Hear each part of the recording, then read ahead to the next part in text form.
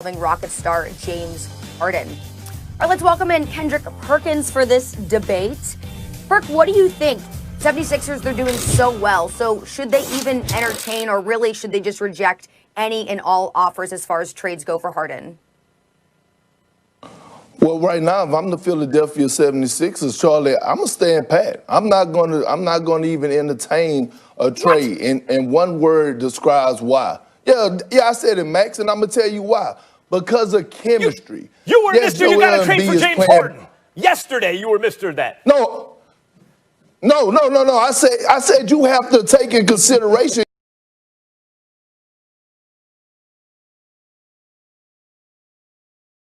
And you have to entertain it before the season started. Excuse me if I'm wrong for saying that you have to entertain for trading for a guy that led the league in scoring for 3 consecutive seasons, a guy that's averaging 33 points and 10 assists right now this season. I said it preseason, but I also said this, Max. I said keep a close eye on the Houston Rockets and keep a close eye on the Philadelphia 76ers and see where they're at and see how they're doing. And right now, when you look at this Philadelphia 76er team, they are the best team in the Eastern Conference. Doc Rivers have this team playing together. Joel Embiid is playing some of the best basketball of his career, like I thought he would do under Doc Rivers. Tobias Harris is having one of the best seasons thus far under Doc Rivers, like he did with the LA Clippers, averaging 19 and 8. And then Doc has his son-in-law, Steph Curry, who got to go home to answer to his daughter, Callie Rivers, if he don't go out and perform night in and night out. And then they have spacers and Danny Green. They have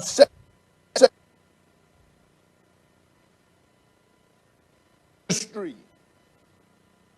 All right, Max, you might have to pick it up here. What do you say in response to what Perk has to say so far? See that? The basketball gods. I know. The basketball gods had to cut off that nonsense. Perk was there talking about James Harden, lauding James Harden. They got to trade for James Harden. What did I tell you? The more at first I understood, I was like, yeah, of course, James Harden, and he can, the outside shooting and everything.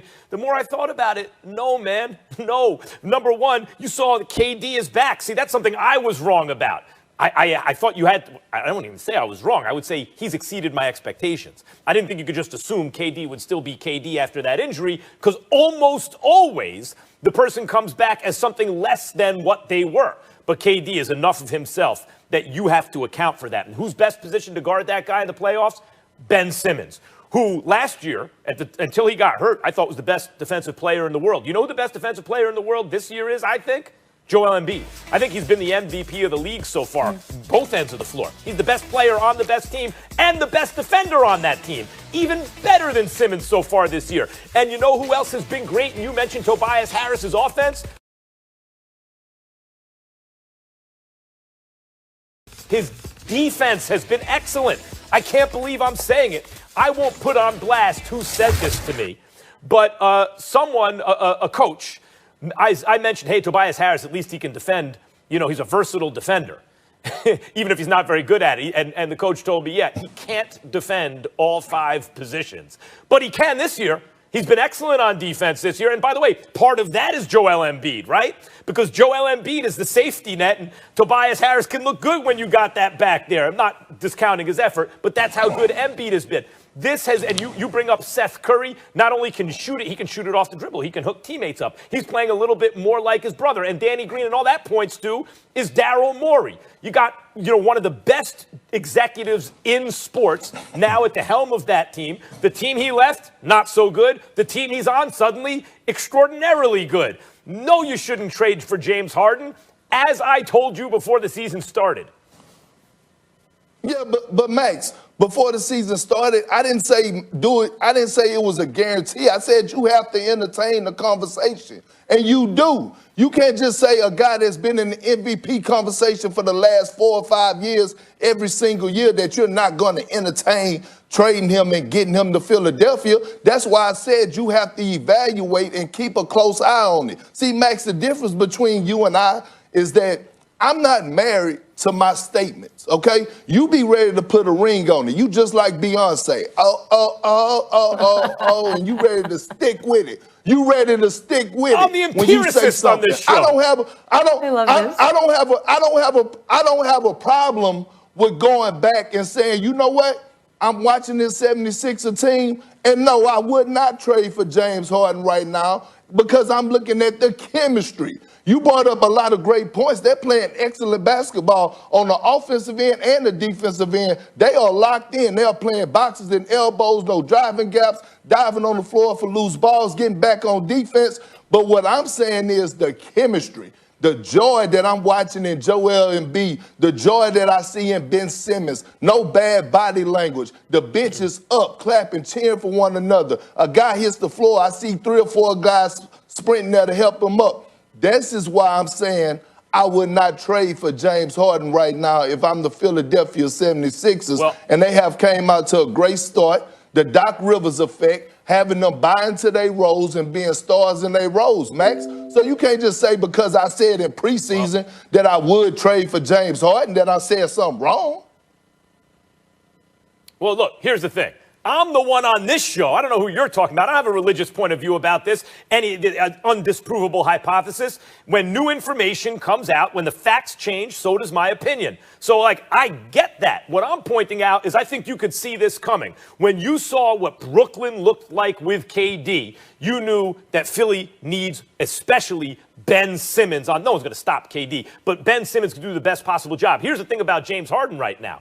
I don't think the Sixers should trade for him. I don't think the Nets should either. And now with Dinwiddie hurt, who knows even if they could swing a deal for him. So where does that leave Harden? It leaves him, for the moment, in Houston. A couple weeks ago, I was on this show arguing and debating with you and Stephen A. about Ben Simmons and his shooting. Could it work without him shooting jump shots? Right, and to point out the election of Warnock in Georgia as what appears to be progress. But to me, it often feels like, and maybe I'm just in a pessimistic mood today, but to me, it feels like the illusion of progress because it feels like whack-a-mole to some degree for us, and not just us as black people, but us who want to make this country what it professes to be, is it feels like once you get past Jim Crow, then there's redlining, and there's always something new, some other new way that you pop up. Like it's not slavery anymore, so it's sharecropping, and there's new ways that the institutions kind of hold in place the caste that we've always been in. And the word caste comes to mind because of Isabel Wilkerson's book that goes into detail on all the many different ways that the country continues to perpetuate this caste system that we're under. So it's discouraging when you see results like this.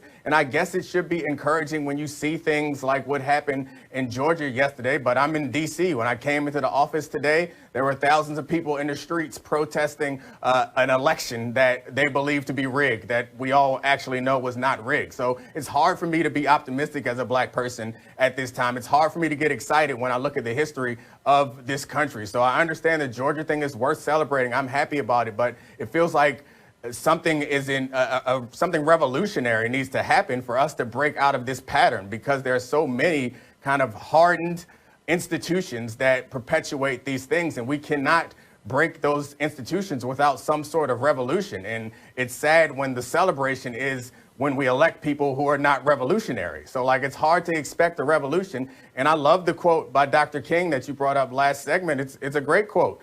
The arc of history bends towards justice. The arc of history is long, but it bends towards justice.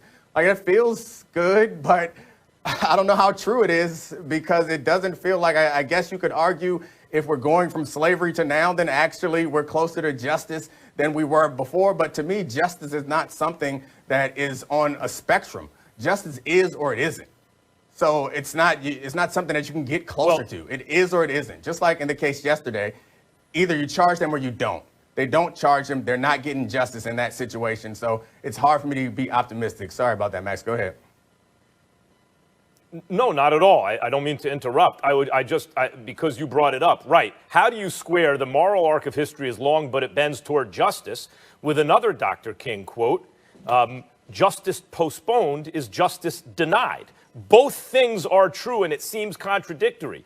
But I referenced Stacey Abrams, who helped get Warnock elected, over Loeffler, who is the owner of the Atlanta Dream, right, who protested against Black Lives Matter. And so her own team wore T-shirts saying "Vote Warnock." Yep. The person, their owner, the terminology even, right? The owner of the team was running against. They said vote for the opponent, who is a black man, by the way. So I understand it seems contradictory, and you're right. Justice postponed is justice denied, which is, I think, what you were not just referring to, explicitly really stating.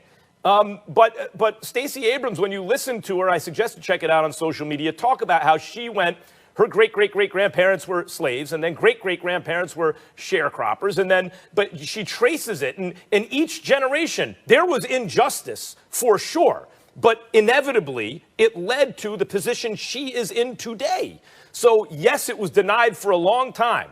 It was postponed for a long time, and there was because the moral arc of history is long, and the gradual process means that there will be ongoing injustice, and that is not to say this will take care of itself. Just let's deal with the injustice. No, and that's not what LeBron James is doing when he puts together a group and says, I want to buy the Atlanta Dream, when he opens...